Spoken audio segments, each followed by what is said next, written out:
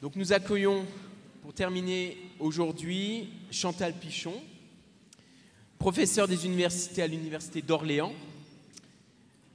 Vous avez été nommée à l'Institut universitaire de France à la chaire Innovation et vous travaillez au Centre de biophysique moléculaire du CNRS Orléans et vous coordonnez l'équipe signalisation cellulaire, cibles moléculaires et thérapies innovantes. Vos recherches à l'interface de la chimie et de la biologie portent sur le développement des thérapies avec un regard tout particulier sur l'exploitation d'une molécule qui est l'ARN messager, comme vaccin et biomédicament. Alors, depuis la crise du Covid, le grand public a découvert pour la première fois ce fameux mot ARN messager. Alors, qu'est-ce l'ARN messager? Une nouvelle invention des Chinois, une molécule capable de contrôler nos cellules à distance, une méthode pour faire de l'homme des OGM. Tous les fantasmes, les opinions diverses et variées se sont exprimées sur le sujet. Mais nous, profs de SVT, nous savons qu'il n'en est rien. Cette molécule et même les thérapies qui en découlent aujourd'hui utilisent les caractéristiques de l'ARN. Et toutes ces techniques sont bien connues depuis longtemps par les scientifiques. Aussi, Madame Pichon, pouvez-vous nous faire un éclairage sur ces thérapies qui utilisent l'ARN messager, bien évidemment dans la vaccination, mais également dans d'autres thérapies. Donc merci, nous vous écoutons. Merci.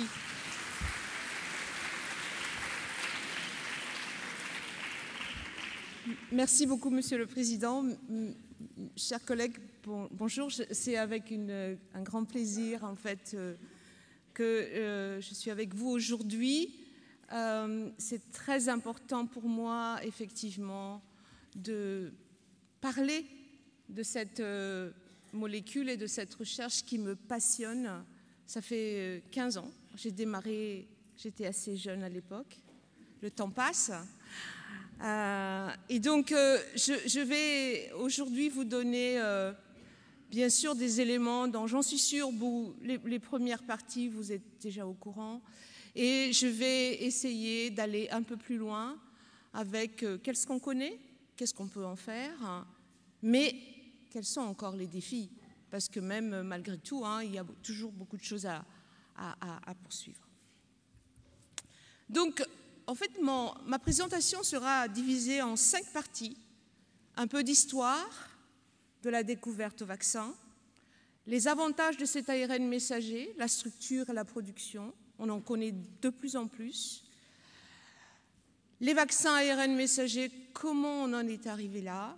Des exemples d'applications. Je vais parler d'autres vaccins, vous avez sûrement entendu parler, mais également la vaccination contre le cancer, en fait, et la régénération, médecine régénératrice, et ça fait partie de mes travaux de recherche aujourd'hui. Voilà. Et je terminerai par des conclusions et les défis.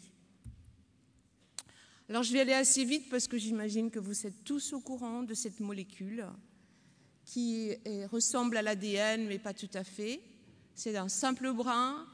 Le ribose, le sucre, a en fait un groupement qui est 2' hydroxy au lieu d'être 2' déoxy. Alors, quand on fait une comparaison par rapport à un anticorps, cette biomolécule, elle est vraiment de grande taille. Là, je vous donne un ARN messager qui a 4000 bases, 1,3 mégadalton, comparé aux 150 kilodalton de l'anticorps. Elle est bien sûr chargée négativement et elle est hydrophobe, très hydrophobe en conditions salines, assez élevées. Alors, vous savez tous, les ARN messagers sont très, très fragiles. D'ailleurs, c'est pour ça qu'on a mis beaucoup de temps pour pouvoir les exploiter. Mais si vous voyez sur ce graphe, on constate qu'en fait, la dégradation, bien sûr, elle est induite par la présence de nucléases. Et le problème, c'est que nous en avons plein sur nos mains, partout. Et nous, quand on l'utilise au laboratoire, en fait, on est obligé d'avoir une salle qui est dédiée que pour les ARN messagers. Et on est obligé aussi d'avoir tout le temps une sorte de façon de travailler qui est assez stricte. On sait également que si vous vous mettez à un pH qui est supérieur à 8, vous allez en fait avoir une dégradation naturelle de cette molécule. Cependant, si vous faites attention à ce que vous faites, eh bien, vous le voyez sur la courbe bleue, jusqu'à 6 jours, à température ambiante, vous avez une stabilité de cet ARN messager dans différents types de solutions, glucose, tampons divers. La seule chose, c'est la bicarbonate qui est bien sûr basique. Vous voyez que ça se dégrade. Et si vous mettez l'ARN messager dans ces mêmes solutions, mais vous mettez un pH basique, ben effectivement, ça se dégrade. Très important, c'est qu'on peut lyophiliser la molécule en solution, et quand on le resuspend, elle marche très bien. D'où possibilité de l'exploiter en thérapie. Alors, quels sont les avantages de cet ARN messager par rapport à l'ADN, transfert de gènes, thérapie génique classique, et aussi aux protéines? Alors, je tiens juste à dire que, en fait, on parle aujourd'hui de thérapie génique, tous les différents types de thérapies qui utilisent les acides nucléiques, pas uniquement la thérapie génique utilisant l'ADN. C'est juste une généralisation pour que ce soit plus facile. Alors, ici, vous avez un schéma d'une cellule. Bien sûr, vous voyez que si vous voulez apporter un gène, eh bien, il va falloir franchir ce noyau. Et ce noyau, il est excessivement bien protégé, et tant mieux. Alors que lorsque vous voulez utiliser un ARN messager, la machinerie de traduction se trouve dans le cytosol, le cytoplasme. Donc, on n'a pas besoin d'avoir cette importation nucléaire. Et moi, au tout début, j'ai travaillé sur le transfert de gènes. Quand j'étais nouvellement recrutée, c'était mon sujet. Et très vite, on voulait travailler sur des systèmes qui n'utilisent pas des morceaux de virus, les vecteurs viraux. C'était un choix que nous avons fait. Eh bien, je peux vous dire que c'était excessivement très, très difficile. Et en fait, au bout de 6 ans, j'avais dit à mon chef à l'époque, je pense que je vais tester l'ARN messager. Alors, bien sûr, beaucoup de collègues nous ont dit, ils sont complètement farfelus, ça ne marchera jamais. Et tous mes financements n'ont jamais abouti en France, mais heureusement qu'il y a la Commission européenne qui m'a permis de travailler. Lorsque vous utilisez un ADN, du gène, vous êtes obligé de le mettre dans une matrice, dans le plasmide qui est issu de bactéries. Et donc, vous allez avoir des gènes issus de bactéries, ce qui n'est pas le cas de l'ARN messager. Et bien sûr, quoi que tous les antivax du monde ont raconté, l'ARN messager que nous avons utilisé, qui est utilisé en thérapie, on a fait tout pour qu'il n'y ait pas d'intégration, possible intégration dans le génome de l'hôte. Je peux en parler après si vous voulez. Chose très importante, c'est que cet ARN messager a une expression qui est transitoire, maximum de quelques jours à moins d'une semaine. Quand on va utiliser comme un vaccin, c'est tant mieux, parce qu'on n'a pas besoin d'avoir l'expression de cette protéine issue de virus longtemps. Quand on veut l'utiliser pour d'autres thérapies, ça peut poser des problèmes, mais heureusement, on peut trouver des solutions.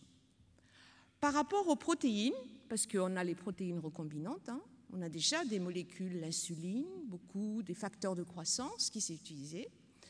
Eh bien, en fait, le fait que vous produisez votre protéine à l'intérieur de votre cellule, eh bien, la protéine en question va avoir toutes les modifications post-traductionnelles nécessaires à son activité.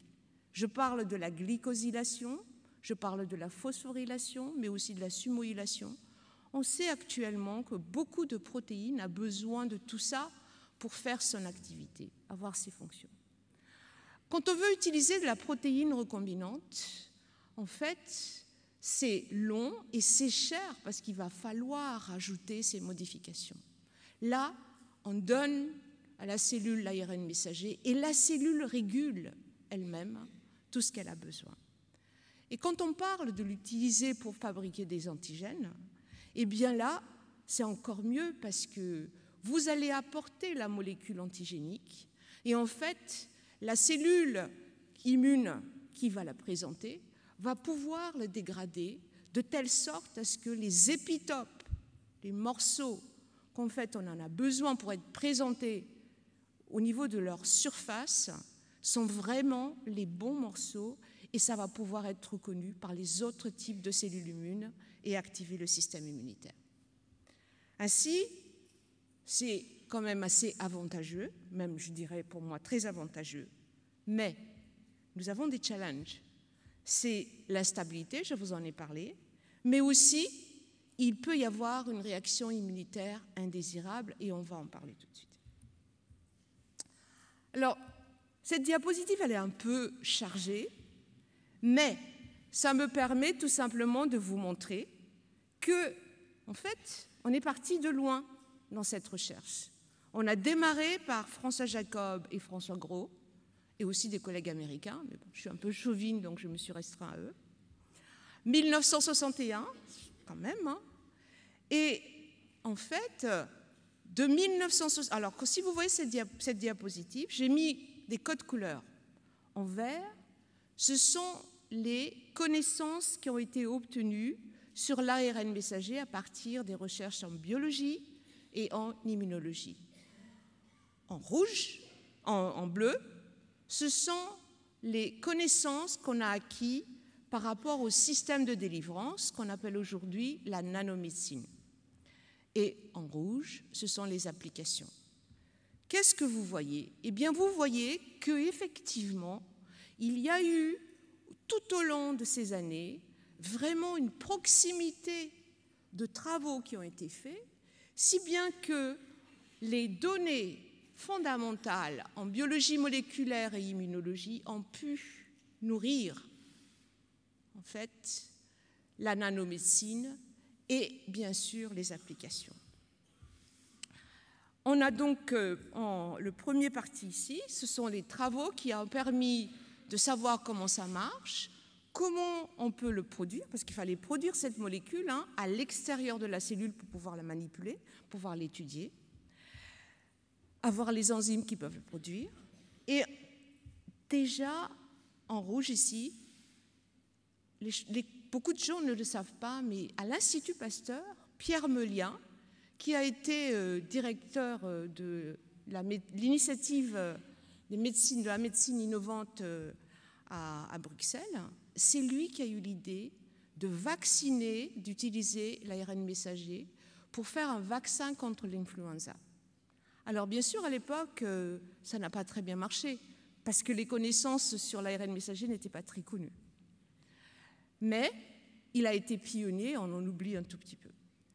Après, il faut quand même reconnaître que les Allemands, et en l'occurrence en 2000, il y a une boîte de biotechnologie qui s'appelle CureVac. Hélas pour eux, ils ont un peu raté la course à ces ARN messagers. C'est eux qui ont démarré en fait l'exploitation de l'ARN messager en tant que vaccin anti-cancer. En fait, vous voyez ici, 2009, ils ont déjà fait un premier essai clinique contre le cancer. En 2005, je pointe les travaux de Katalin Karikó et Joe Weissman, qui ont été vraiment les pionniers, un vrai jalon pour en fait cette recherche pour l'ARN messager. On va le voir après. C'est eux qui ont pu montrer que si on veut aller plus loin, eh bien, il fallait maîtriser la structure de cet ARN messager. Et là, donc ça c'était en 2005, encore une fois, en 2004, il y avait une recherche sur l'activation de molécules immunostimulantes qui se trouvent en fait à la surface de nos cellules, les Toll-like récepteurs, qui en fait étaient capables de bloquer l'expression de cet ARN messager, et on va en parler tout à l'heure. 2008, Ugur Sahin et Özlem Türkçü, qui étaient à BioNTech, qui est toujours en Allemagne, à Mainz. Eux, ils sont à Tübingen, BioNTech sont à Mainz. Eux, ils ont décidé de travailler sur les ARN messagers. ils ont décidé, parce qu'en fait ce sont des médecins, ils ont décidé d'aller plus loin et ils ont été écoutés par la région. Ils ont eu vraiment beaucoup d'argent pour le monter, très bien. En 2010, moi j'ai eu ma première invitation pour aller chez eux, pour qu'ils me montrent un peu comment ça marche. Et vous le savez aussi que Stéphane Bancel, qui est quand même un Français, il est parti aux États-Unis parce que lui, il a vu aussi la potentialité de cet ARN messager, mais il n'a pas pu avoir les fonds nécessaires. Et il est allé aux États-Unis et c'est là-bas qu'il a eu tout de suite 10 millions d'euros pour monter sa boîte. Donc voilà. De manière très intéressante, si vous regardez, en parallèle en fait avec les recherches sur l'ARN messager, eh bien, les recherches sur l'enveloppe qu'il faut utiliser pour protéger cet ARN messager a vraiment démarré en même temps. 1961, c'est les liposomes. Et il y a eu des évolutions, l'exploitation de ces liposomes pour faire en fait la délivrance de médicaments. Au début, très tôt, en 1990, j'en ai parlé tout à l'heure, c'était Pierre Meulien qui l'a exploité, mais aussi l'utilisation de ce qu'on appelle les nanoparticules de lipides pour tout ce qui est chimiothérapie. Et là, je vous montre ici Peter Cullis, qui est un Canadien, un biologiste qui a décidé en fait de travailler avec des chimistes pour fabriquer ces fameux lipides nanoparticules de lipides. Et on va le voir après, ça a été vraiment révolutionnaire. Et c'est ça qui est utilisé pour les vaccins. Alors, la structure des ARN messagers, je pense que beaucoup d'entre vous le connaissent. Donc, on connaît très très bien aujourd'hui ce qu'il faut mettre en fait sur les ARN messagers qu'on va utiliser. Donc là, vous avez, elle est orientée de 5' en 3'. Il y a 4 parties. Il y a la coiffe, il y a la queue poly-A. Cette coiffe et cette queue poly-A sont là pour vraiment protéger, stabiliser l'ARN messager. Et vous le voyez sur ce petit schéma ici. En fait, lors de la traduction, vous avez la formation de boucles entre la coiffe et les queues poly-A. Et c'est ça qui permet le démarrage de la lecture par les ribosomes et donc d'avoir la production de protéines. Vous avez aussi, bien sûr, au milieu, la région codante de la protéine. Et on a un peu oublié, mais ici, vous avez des parties 5' UTR, 3' UTR. En fait, ce sont des parties non traduites. Au début, on pensait que ça ne servait à rien, mais en fait, elles jouent de rôle très, très important parce qu'elles sont là pour stabiliser, mais aussi pour améliorer l'efficacité, réguler en fait la localisation de l'ARN messager. Alors la connaissance, elle est telle qu'aujourd'hui, il faut pour une application mettre au point les briques 1, 2 et 4, tout simplement, et après, on va simplement changer en fait la séquence codante de manière très facile, comme on fait un coupé-collé. Et c'est comme ça que toutes les boîtes de biotech, vous le dites, en fait, peuvent fabriquer assez rapidement lorsqu'il y a des variabilités génétiques. Voilà. Alors, vous avez entendu parler que l'ARN messager, elle est modifiée. D'ailleurs, certains antivax ont raconté qu'on a changé, qu'on va devenir génétiquement modifié parce qu'on utilise un ARN messager et on va changer notre code génétique. Alors, je vais vous expliquer que, effectivement, tout ça, c'est fallacieux. Et là, je vous ai parlé de Katalin Kariko et Joe Weissman, c'est vraiment des collègues. À l'époque, elle a démarré, en fait, sur la vaccination contre HIV. Et, comme nous tous, même comme moi, on avait une irréproductibilité, en fait, de nos résultats. Aujourd'hui, si je montre ici un schéma de la cellule, ici vous avez le noyau, là vous avez la membrane plasmique, on sait que lorsque vous avez une formulation d'ARN, ça peut être un ARN messager mais d'autres types d'ARN, en fait on mime une infection virale. Tout simplement parce qu'il y a des morceaux d'ARN Ici, vous avez le virus. Et les morceaux d'ARN peuvent être lus ou peuvent être sentis par des molécules du système immunitaire. Il y en a beaucoup, il y en a différentes sortes, qui, en conséquence, lorsqu'elles sont activées, va entraîner la phosphorylation de facteurs de traduction, va donc bloquer la production des protéines, parce que la cellule pense qu'on a une infection virale, ou tout simplement va induire la production d'un cytokine, des molécules inflammatoires, qui à la fin va en fait entraîner soit la mort de la cellule ou tout simplement bloquer tout le système. Donc, il fallait maîtriser en fait tout ça. Katalin Karikó a eu l'idée de prendre les différents types d'ARN qui se trouvent dans nos cellules et elle les a mis en présence de cellules dendritiques, qui est en fait une cellule immune, chef d'orchestre de notre immunité. Là, on a une cytokine qui s'appelle TNF, Tumor Necrosis Factor, qui est un des cytokines inflammatoires. Et vous voyez ici que si vous prenez l'ARN de transfert, l'ARN total, dans lequel vous avez les ARN messagers, on voit qu'il n'y a pas beaucoup de production de cytokines. L'ARN de mitochondrie, un peu plus élevé. Si on met en face de la cellule, on incube des ARN issus des Escherichia coli, vous voyez qu'il y a une forte induction du système de TNF-alpha. De la même manière, un ARN messager qui a été produit in vitro donne exactement la même chose.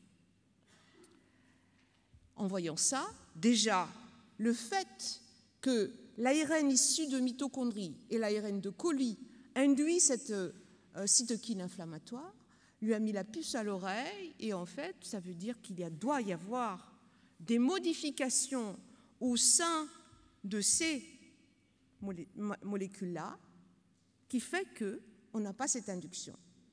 Elle a donc récupéré un ARN T de transfert d'Escherichia coli. Pareil, il y avait un peu d'inflammation, mais il n'y en a pas beaucoup. Ils ont regardé s'il y avait des modifications des différences entre les nucléosides issus des ARN messagers des cellules de mammifères et l'ARN messager de transfert par rapport à un ARN de mitochondrie et de coli. Et c'est comme ça qu'ils ont observé qu'il y avait des modifications chimiques.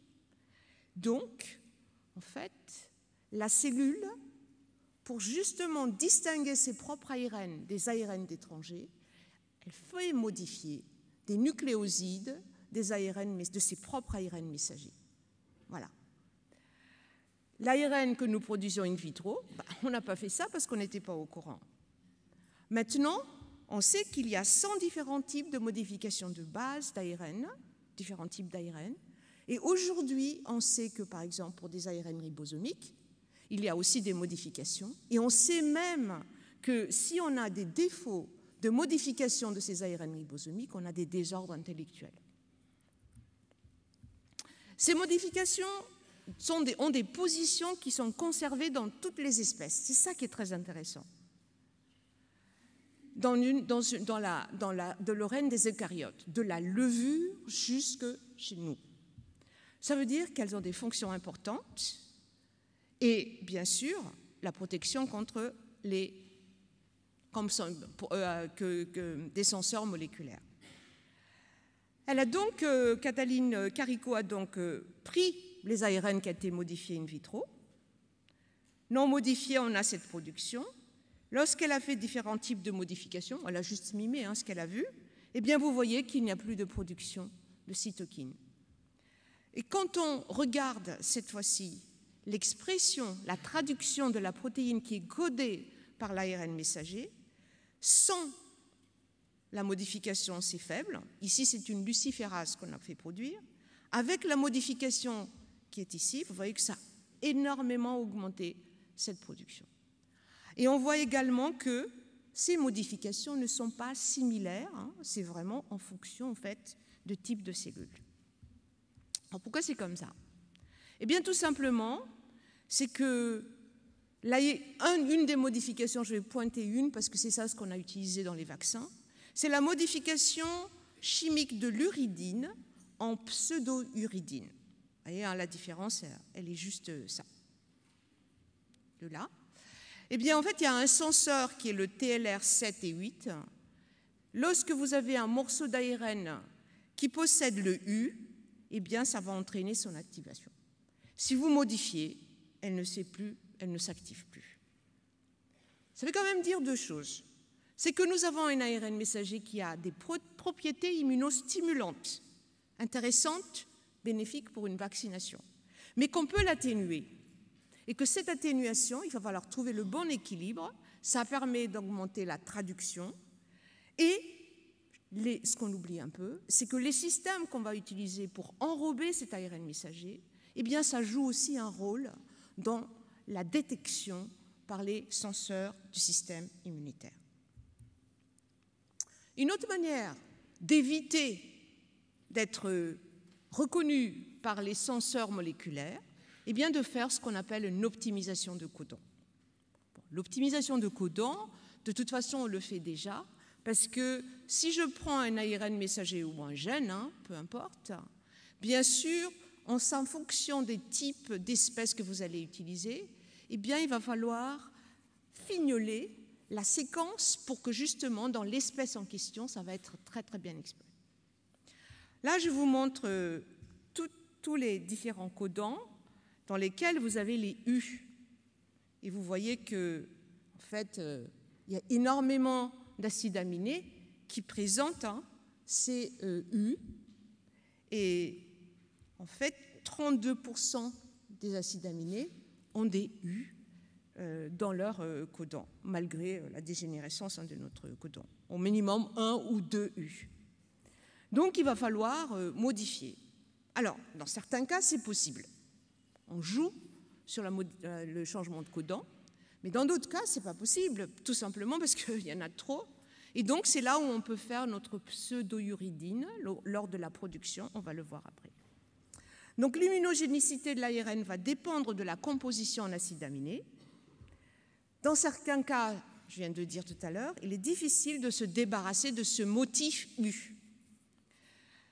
Et on a vu aussi que pour certains antigènes, le fait d'optimiser des codons, eh bien en fait, ça modifie complètement la présentation des antigéniques. Et c'est un peu le problème qu'a eu la société CureVac, parce qu'eux, ils ont décidé de faire un vaccin ARN messager. Ils n'ont pas voulu faire les modifications de codons. Pourquoi? Parce que vous savez, c'est toujours une histoire de licence. Hélas, en faisant ça, eh bien, ils ont échappé à certains types épitopes qui étaient très importants pour la présentation antigénique. Donc, première conclusion, pour chaque ARN messager, il est facile d'optimiser la stabilité et la traduction. On peut choisir de manière optimale la coiffe, les 5' 3' UTR et la longueur du poly-A. Il faut faire une optimisation, bien sûr, mais il faut sélectionner et introduire des nucléosides modifiés. Le système de délivrance de ces acides nucléiques est extrêmement important. C'est important pour les différents types de médicaments qu'on utilise. En tout cas, pour l'ARN messager, c'est très important parce que je vous ai dit tout à l'heure, l'instabilité.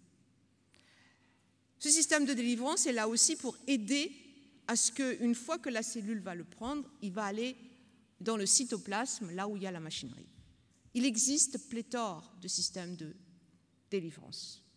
Là, je vous en ai montré juste un exemple sur une revue que nous avons fait. Des liposomes, des polymères, même des vésicules qu'on extrait à partir de cellules. Les fameux lipides nanoparticules. Et là, je vous parle un peu de ce que je fais quand même, si vous permettez. Nous avons fait un hybride lipide-polymère, où en fait on prend un polymère que nous avons développé, qui est positif, en complexe, on fait une interaction électrostatique, et après on l'enrobe de liposomes. Si vous avez passé sur un gel d'électrophorèse votre ARN messager, vous avez une bande comme ceci.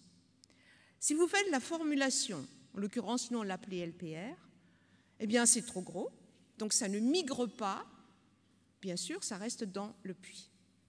Si vous traitez ce LPR toute la nuit avec des ribonucléases, vous allez voir que, en fait, vous voyez toujours l'ARN parce que ça protège contre les nucléases. Alors que l'ARN messager, bien sûr, il n'y en a plus. C'est vraiment très efficace. Alors, j'ai dit tout à l'heure, c'est une particule, donc cette particule va être internalisée, endocytée par la cellule. Ça va se retrouver dans des vésicules d'endocytose. Pour passer à travers les vésicules d'endocytose, eh bien il y a plusieurs stratégies, mais nous, en fait, on a juste mis des groupements imidazole sur nos polymères ou nos lipides. Et lorsque ce groupement imidazole ou l'histidine se trouve à pH 6, qui est le pH des endosomes, ça va faire ce qu'on appelle une éponge à protons.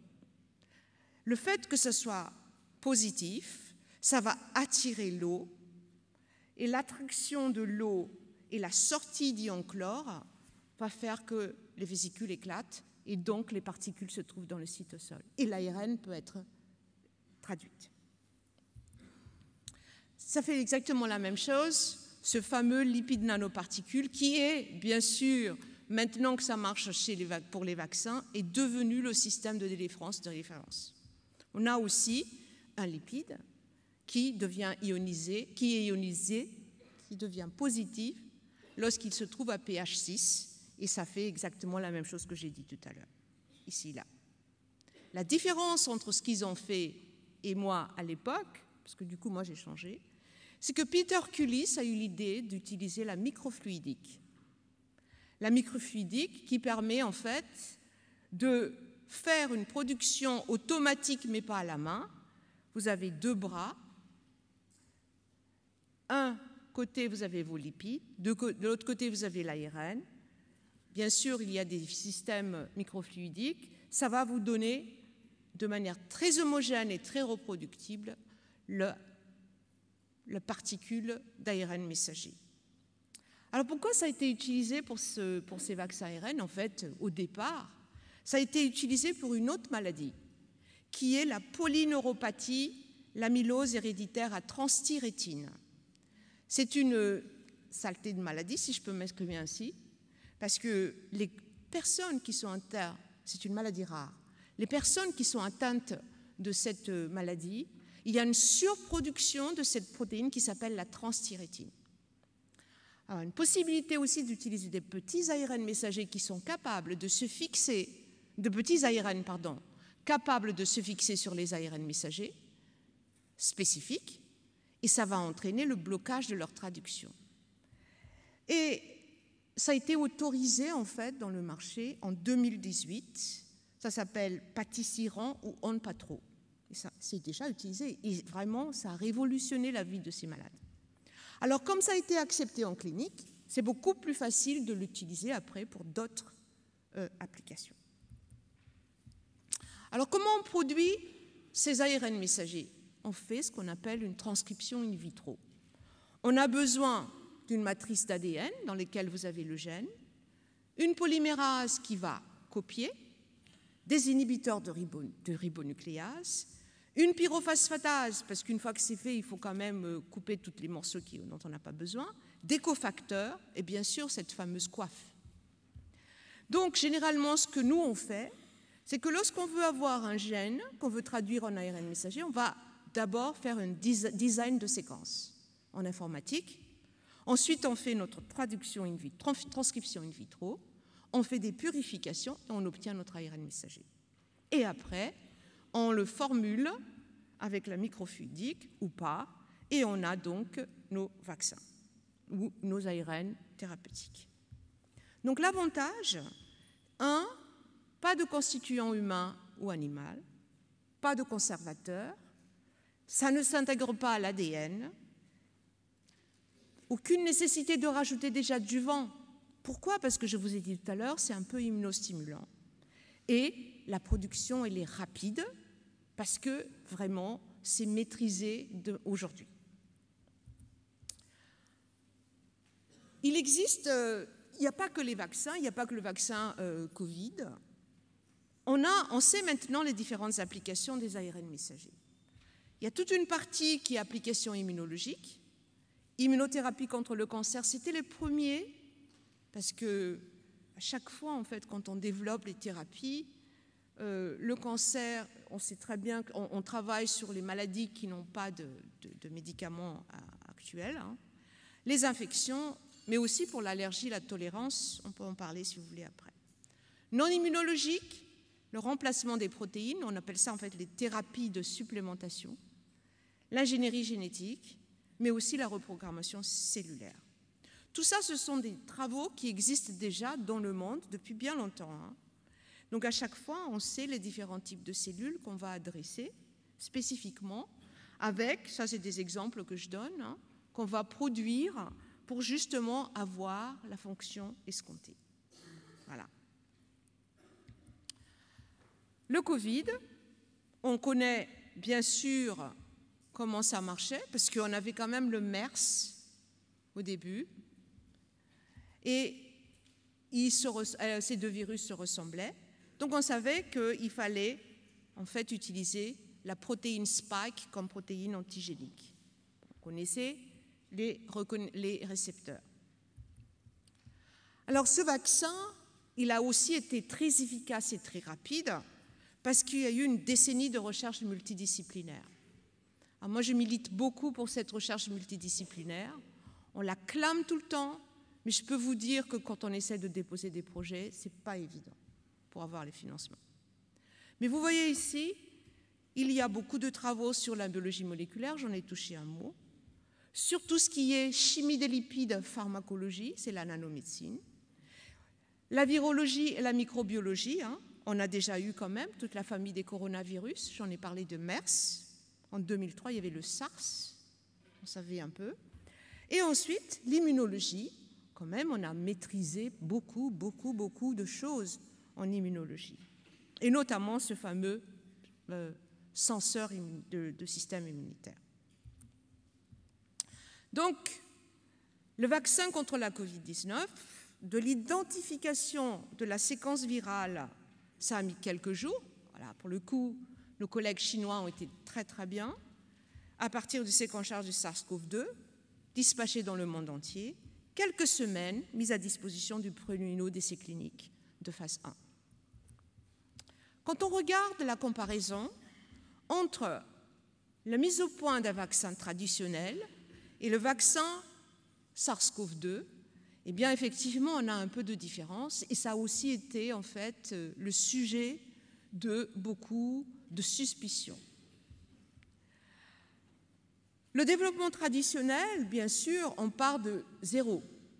Donc il y a beaucoup de travaux précliniques, on fait chez l'animal, qui met des temps, 2 ans, 4 ans, après, une fois qu'on sait ce qu'on veut faire, à la phase 1, on soumet le dossier d'investigation de nouveaux médicaments, phase 1 à 2 ans, phase 2, phase 3, 7 ans, on soumet en fait la demande d'acceptation de médicaments, et vous voyez que ça met 10 ans.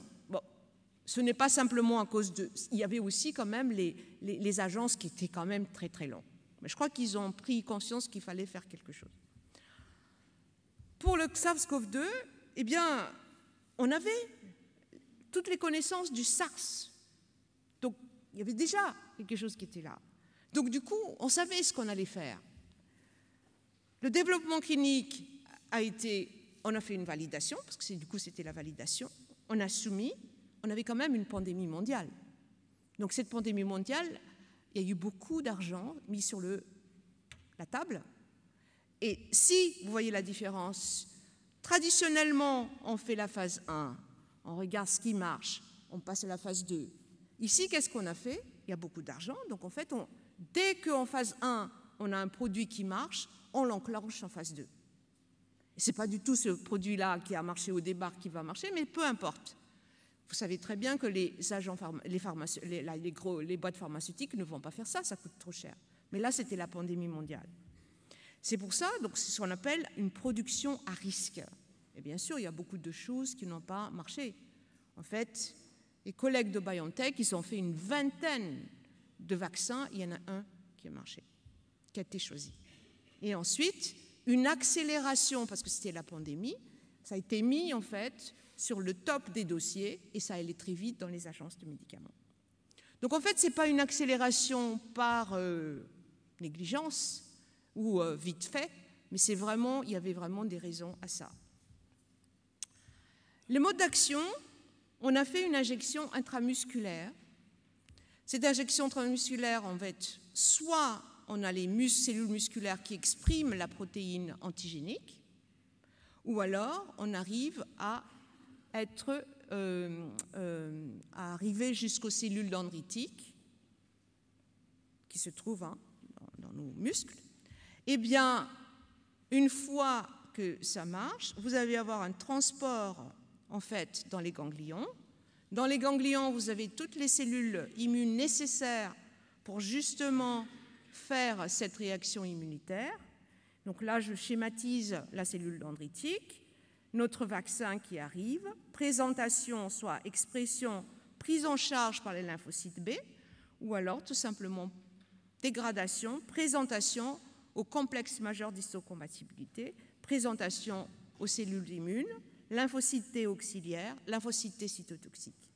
Et donc on va avoir soit des anticorps ou encore des cellules cytotoxiques spécifiques, des cellules qui vont être infectées par SARS-CoV-2.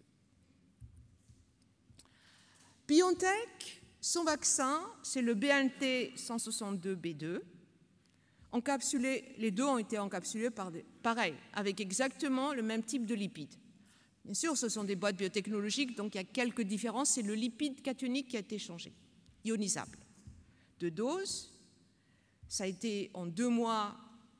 On a eu quand même aussi un recrutement mondial qui a été assez rapide.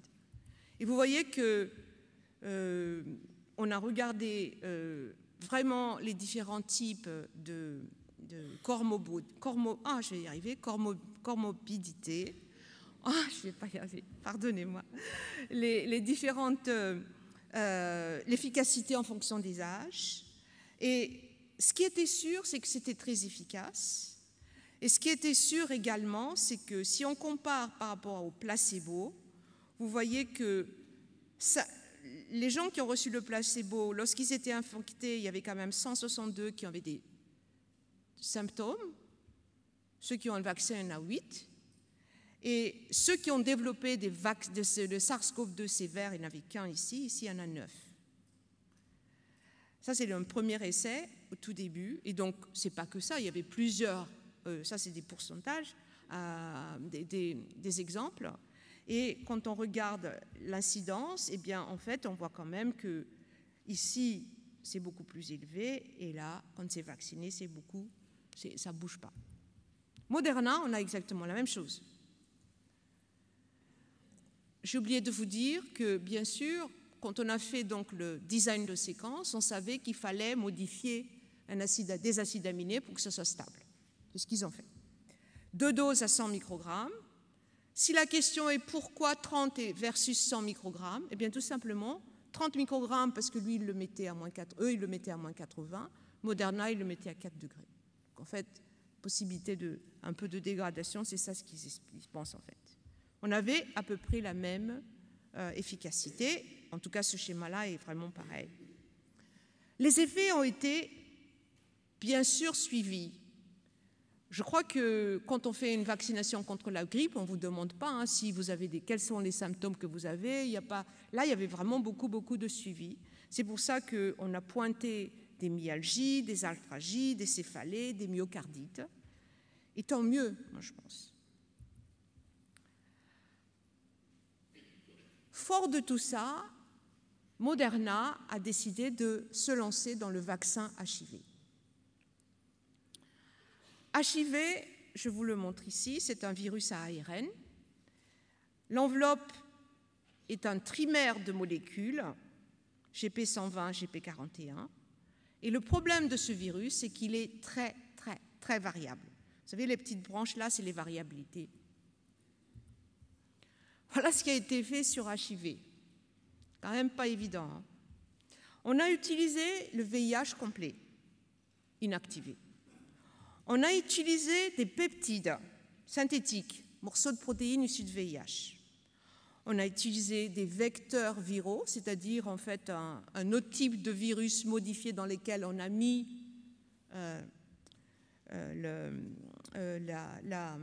des morceaux de VIH. Bien sûr, on a utilisé l'ADN, l'ARN messager, des vecteurs bactériens, des vecteurs des protéines recombinantes, du VIH atténué, affaibli. Mais vous savez tous que tout ça, ça n'a pas beaucoup marché. D'accord, jusqu'à présent. Les études ont montré que pour certaines personnes qui arrivent à neutraliser, qui arrivent à ne pas être affectées, en fait, ces personnes-là, ils produisent ce qu'on appelle les anticorps neutralisants à large spectre.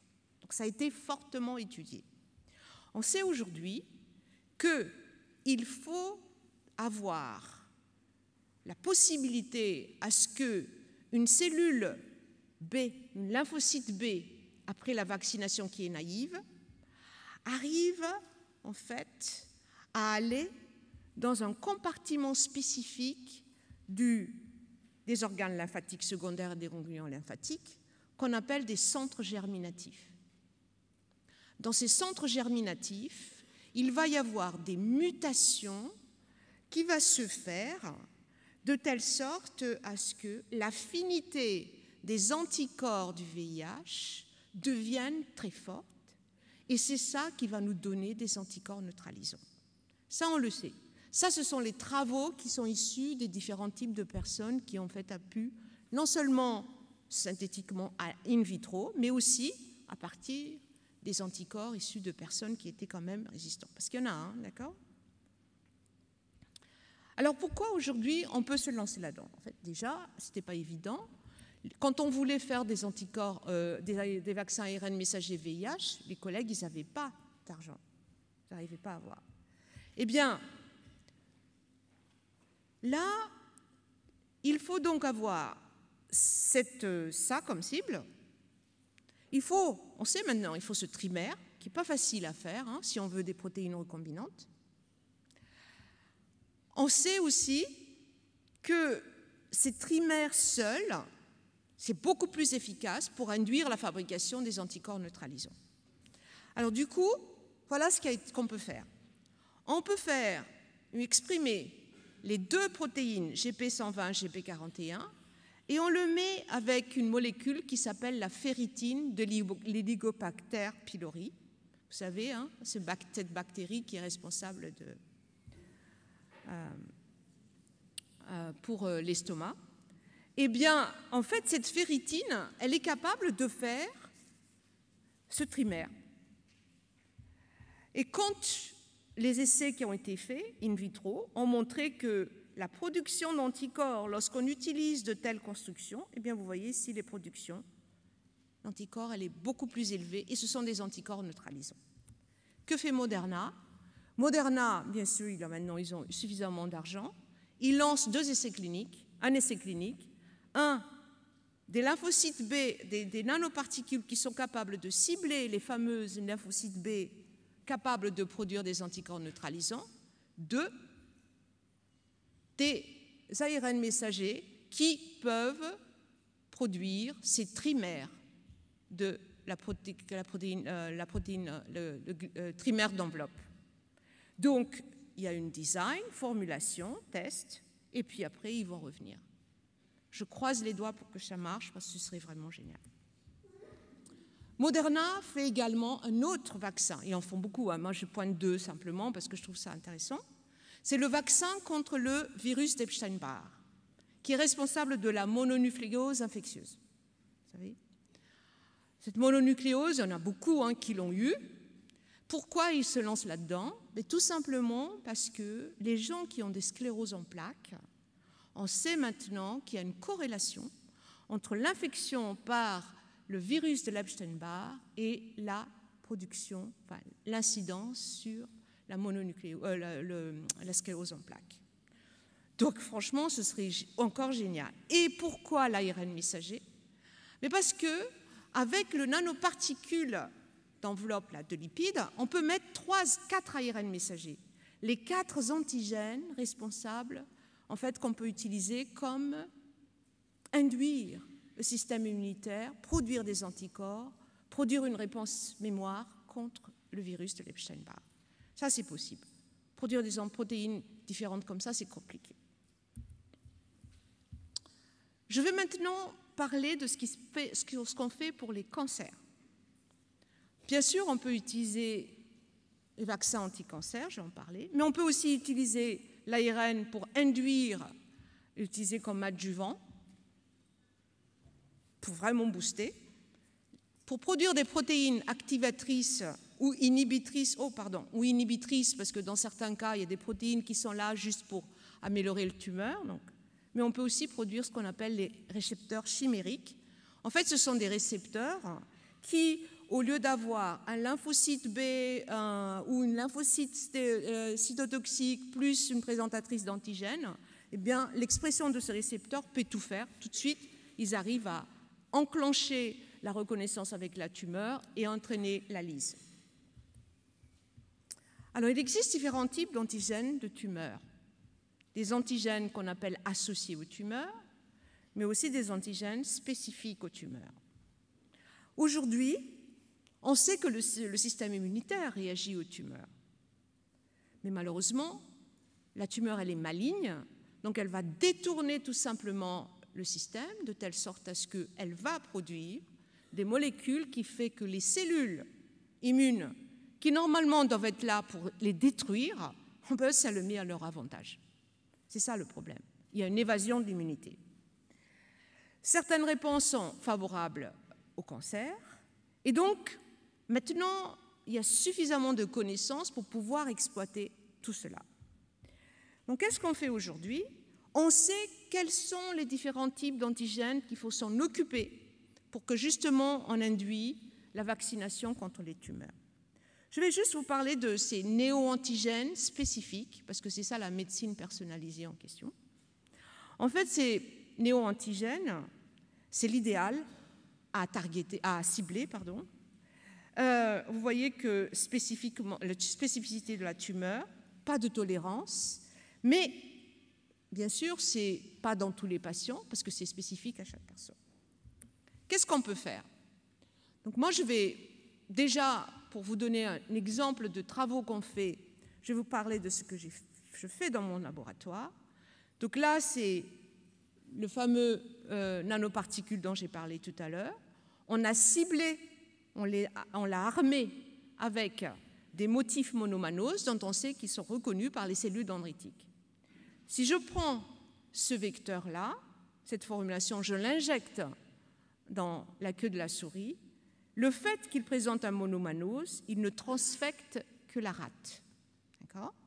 Pas du tout les autres types d'organes.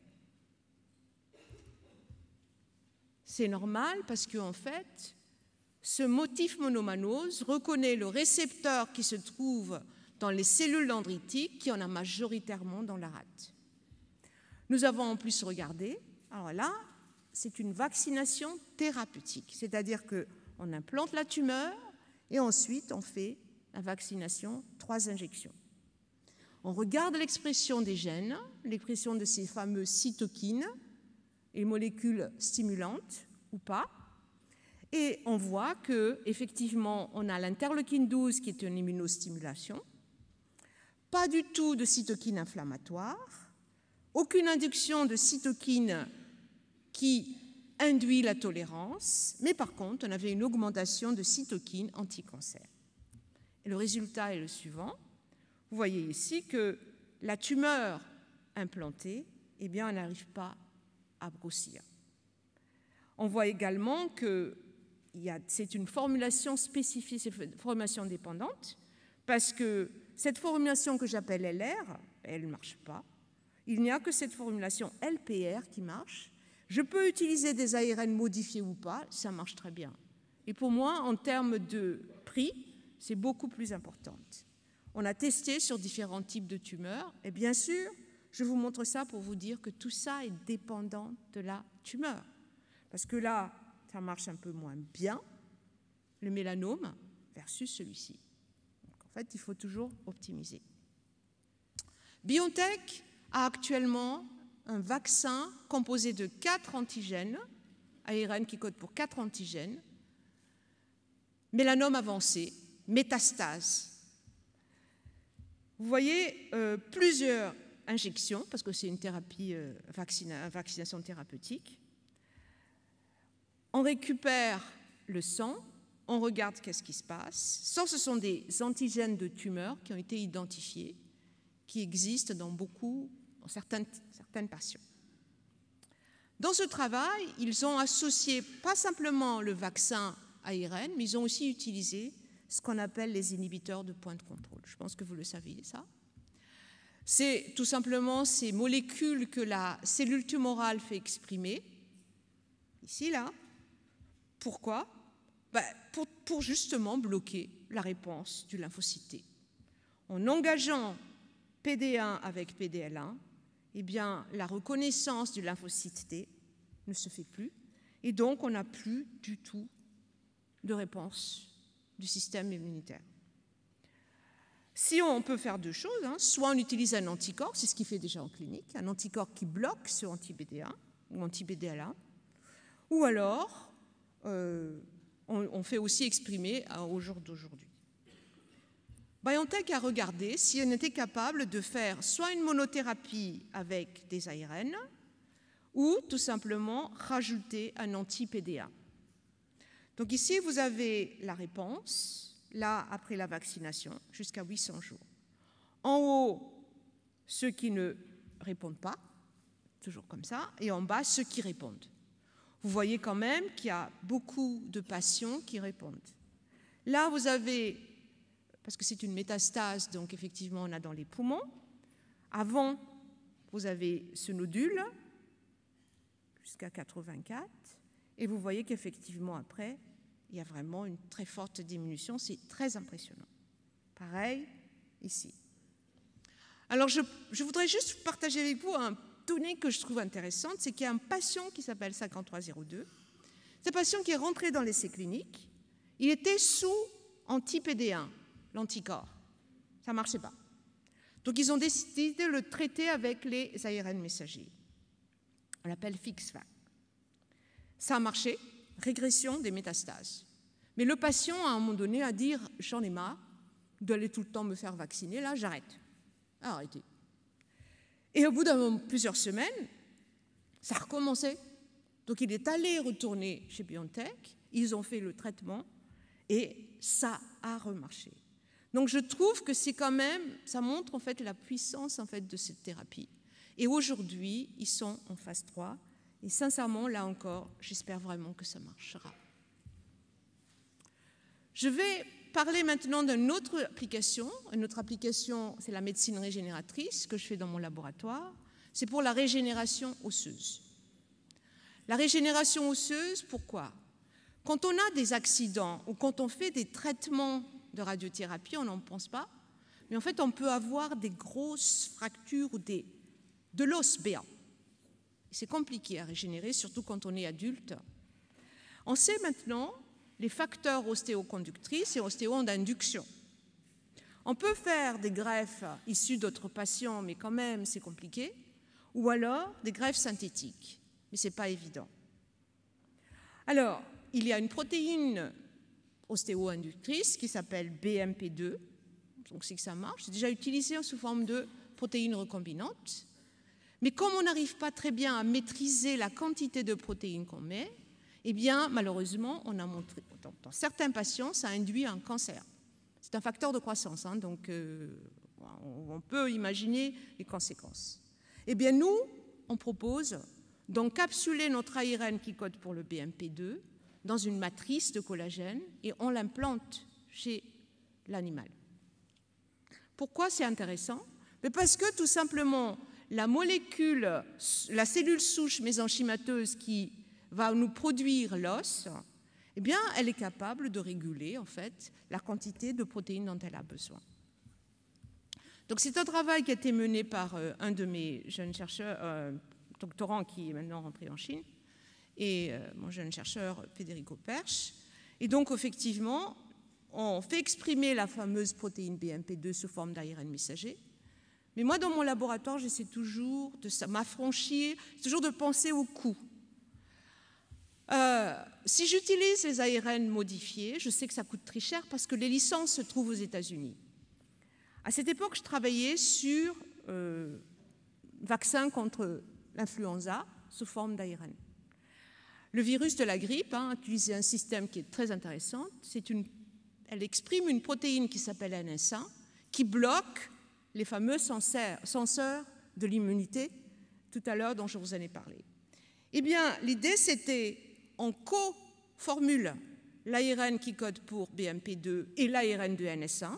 NS1 fait son job, elle bloque les senseurs du système immunitaire. On n'a pas besoin d'utiliser des ARN modifiés.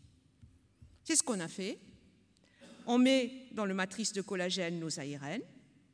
On voit ici les fameux petits nanoparticules, on voit ici. Et quand on regarde, on voit qu'en fait, on a une augmentation de la sécrétion de BMP2, c'est-à-dire que la matrice fait sortir les lipides nanoparticules et en fait, c'est pris en charge par les cellules souches et il y a une expression de BMP2. C'était très intéressant parce que lorsqu'on implante notre petite matrice sous la peau du rat, eh bien, vous voyez, en fait, on a une vascularisation et la formation d'os ici, c'est un micro-CT, c'est une tomographie qui nous permet de voir la formation d'os. Ce travail est en cours encore. Là, cette fois-ci, on le met pour des grands animaux et c'est un travail qu'on fait en fait avec les collègues de Nantes et les collègues de Paris. J'espère que d'ici 2 ans, on aura quelque chose. Dernier exemple que je vous donne, c'est la fibrose hépatique.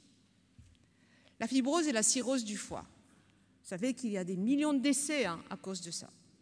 Très compliqué, lourd fardeau économique. On sait aussi qu'il y a une protéine qui s'appelle HNF4 qui est réduite lors de la fibrose hépatique. On ne va pas faire exprimer cette protéine tout le temps avec un ADN, c'est compliqué.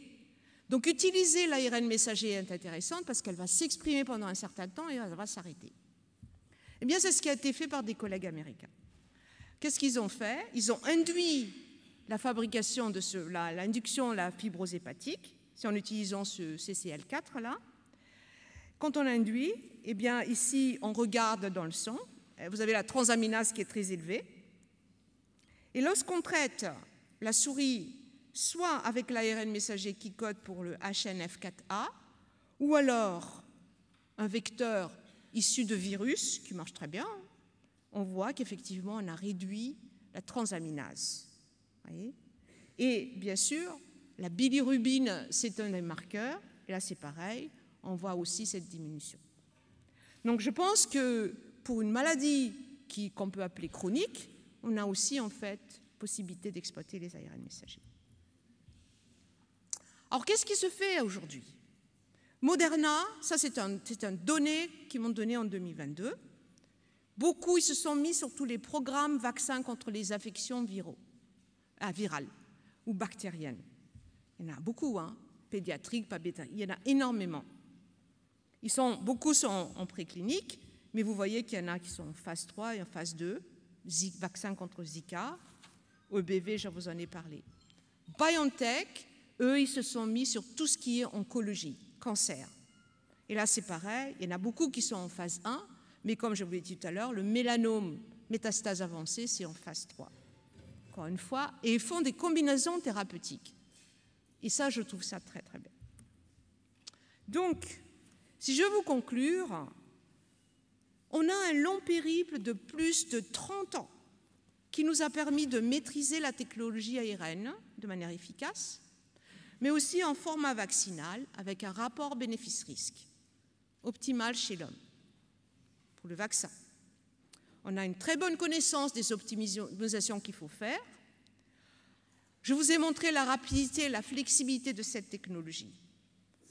Possibilité de faire exprimer la protéine dans la cellule avec la régulation propre à la cellule, personnalisation des traitements et bien sûr beaucoup d'efficacité, de possibilités d'utiliser. Défi, il faut faire un ciblage spécifique. Parce que pour le vaccin, on a fait un intramusculaire. Lorsqu'on veut faire de la vaccination, on peut faire en intraveineuse et ça va dans la rate.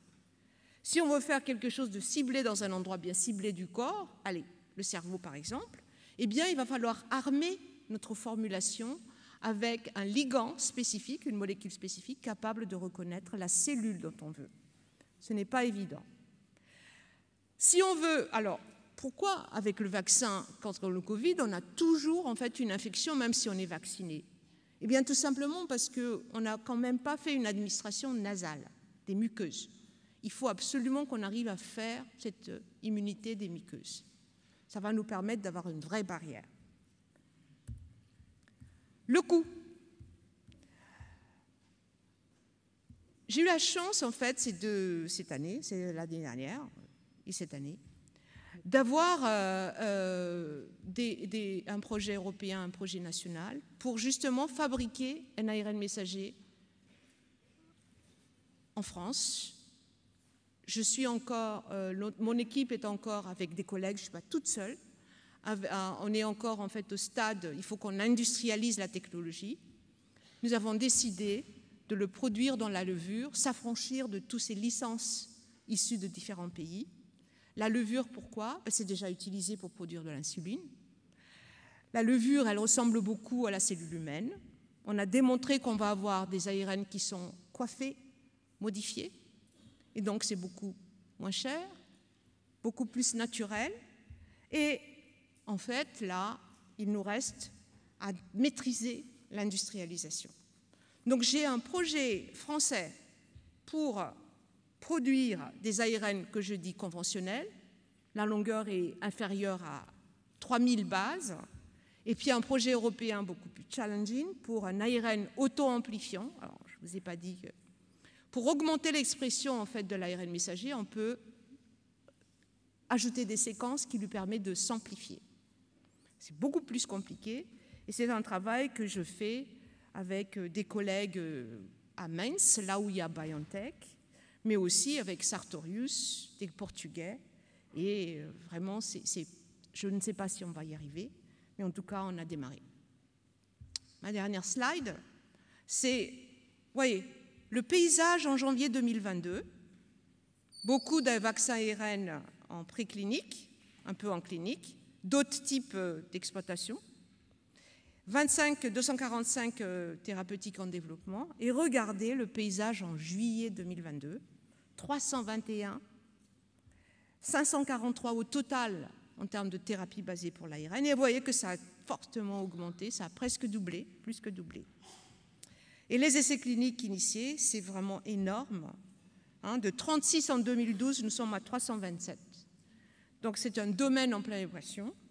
On verra ce que ça va donner. Je pense qu'il y aura des déceptions pour certains essais cliniques, c'est comme ça. Mais je pense qu'on va avoir quand même des essais positifs. J'aimerais remercier mes collègues. Donc mon labo, c'est Thérapie Innovante et Nanomédecine. Je ne fais pas ça toute seule. On a beaucoup de support financier. On ne peut pas le faire sans support financier, ce n'est pas le fonds d'État qui nous permet. Je voudrais vraiment vous remercier pour votre attention et j'ai oublié de mettre dans le document, mais en fait j'ai fait un petit livre qui s'appelle « Le marathon du messager » qui a été fait par Jérôme et Nicolas Lemonnier. C'est en fait le fils et le neveu de François Lemonnier qui travaillait avec Pierre Meulien à l'époque, et on était en collaboration avec Steve Pascolo. Et il est vraiment très bien parce que, pas très cher, en plus il permet de raconter vraiment tout ce qui s'est passé, les brevets, qu'est-ce qui se passe. Et pour terminer, j'ai fait aussi un TEDx, vous savez, ces fameuses petites conférences de 15 minutes qu'on peut écouter, et si l'ARN messager était la meilleure nouvelle du crise de Covid. Merci infiniment pour votre attention.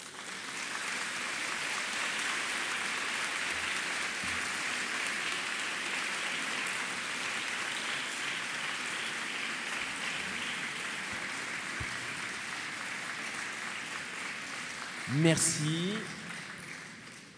Plus de secret, en tout cas par rapport à l'ARN messager et ses thérapies et tout l'espoir qui peut y résider. Maintenant, Vous allez peut-être répondre à quelques questions. Il y a une question sur ma droite, au premier rang, voilà. Bonsoir, merci pour votre conférence. Un peu ardue parfois, mais claire dans l'ensemble. Je suis désolée. Je me posais la question sur nos vaccins. Vous savez, les 11 vaccins qu'on a obligatoires pour les enfants. Est-ce que du coup, les grands laboratoires pharmaceutiques vont retravailler sur eux ou pas, à votre avis? Enfin, je sais, ils sont bien étudiés, on les connaît bien, etc. Mais le côté adjuvant, tout ça, est un peu polémique parfois, peut faire peur aux anti-vax. Ouais. Et bon, ils sont aussi anti-ARN messager, les anti-vax, mais voilà. Est-ce que ces anciens vaccins pourraient être retravaillés avec la nouvelle technologie ARN messager, selon vous? Enfin, personnellement, moi, vous savez, ça m'étonnerait en fait qu'il va y avoir un changement de... Je ne crois pas que les boîtes pharmaceutiques vont complètement changer toute leur pipeline pour refaire sur les ARN messagers. La seule chose qui se fait, c'est que vous avez, il y a des ARN messagers, vaccins contre la grippe qui est maintenant sous forme d'ARN messager. Pourquoi? Parce qu'on le fait tous les ans déjà. Et d'autre part, c'est ce qu'il y a la possibilité de le combiner peut-être malheureusement avec la Covid-19 si ça revient aussi tous les ans. Je ne pense pas que les vaccins qui marchent très bien, on va le revenir sur les ARN messagers. Sincèrement, pour ma part, je ne crois pas. Je pense pas. Est-ce qu'il y a une autre question là-bas, au fond? Ça marche. Si, ça va. Bon, merci pour cette brillante et passionnante intervention. Je voudrais intervenir juste sur la Covid-19, ce que vous appelez, vous, le vaccin Covid-19. Alors, il y a quand même des choses qui me gênent. Quand on parle de vaccin, il s'agit tout de même d'une injection expérimentale, puisque l'AMM, c'est-à-dire l'autorisation définitive de mise sur le marché, c'est 2023-2024, selon les laboratoires. Donc, c'est bien une autorisation temporaire.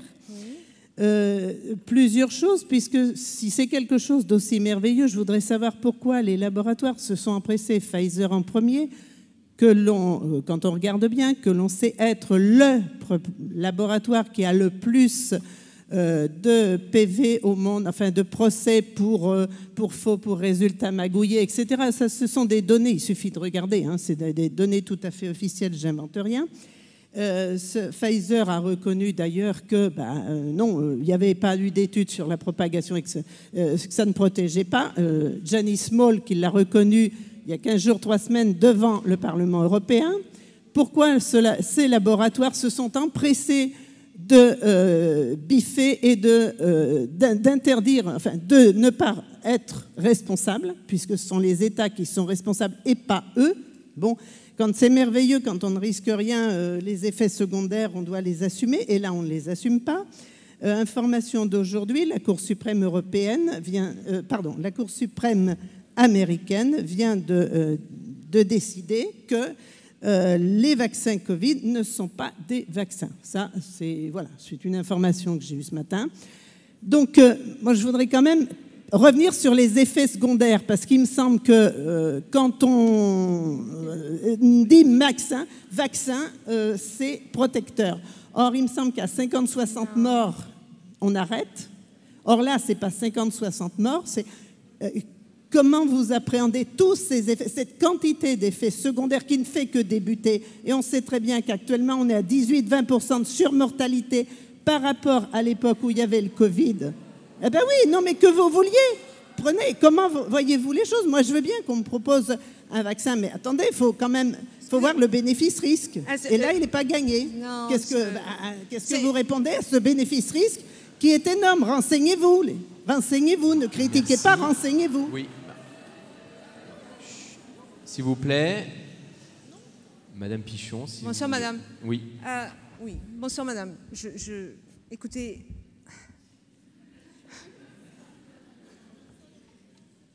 Je vais répondre je vais vous donner une première réponse où vous me dites ce n'est pas un vaccin. D'accord? Vous me dites ce n'est pas un vaccin parce que ce n'est pas protecteur. C'est ce que vous m'avez dit comme première phrase. Voilà.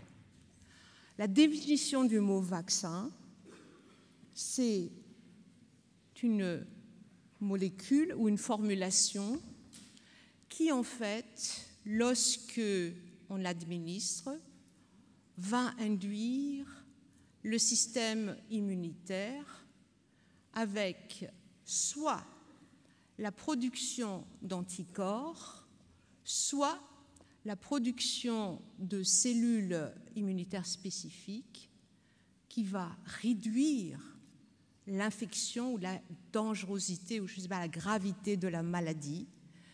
Et lorsque les conditions sont optimales, on est capable de effectivement bloquer l'infection si on est en face d'une infection. Je vous ai dit tout à l'heure que le vaccin ARN messager contre la Covid-19, on a fait une injection intramusculaire. Cette injection intramusculaire, elle a été guidée du fait que le lipide, le nanoparticule de lipide qu'on a utilisé pour guérir, pour aider les maladies, les patients qui ont la polyneuropathie terrible, en fait, ça a été toléré, accepté. Et c'est en administration intramusculaire. Donc, du coup, on a fait ça parce qu'on était en période de pandémie. Je vous ai dit aussi que cette administration, elle n'est pas optimale lorsqu'on doit avoir affaire à des muqueuses, ce qui est le cas lorsqu'on a une infection virale, un virus respiratoire. En fait, c'est comme si vous avez... c'est dommage parce que je ne l'ai pas mis, mais d'habitude j'ai un diapositive dans lequel je montre, d'ailleurs ce n'est pas moi qui l'ai fait, c'est des collègues de laboratoire Moderna, où effectivement, et je suis complètement d'accord, c'est comme si vous avez une gruyère, et si au tout début ça passe, à un moment donné, en fait, ça bloque. Et ce qui se passe, c'est ça, c'est que, hélas, on peut avoir les symptômes même si on a été vacciné, mais je peux vous dire quand même que les infections graves, il n'y en a pas beaucoup. C'est vraiment une vraie protection. Alors vous pouvez me dire, oui, mais ce n'est pas tout le monde qui peut avoir une protection contre... Si vous avez vu des collègues ou des jeunes qui ont cette fameuse Covid long, qui ont des collègues qui sont des gens qui sont en fauteuil roulant, moi, j'ai un jeune assistant ingénieur, ses parents n'ont jamais voulu se faire vacciner parce qu'on leur a dit que c'est faux, que c'est pas bon, etc. Eh bien, vous savez quoi? Les 2 parents sont morts à cause de cette infection qui était très grave. Eh bien, je peux vous dire que si, quand même, je suis désolée de vous le dire, mais c'est un vaccin.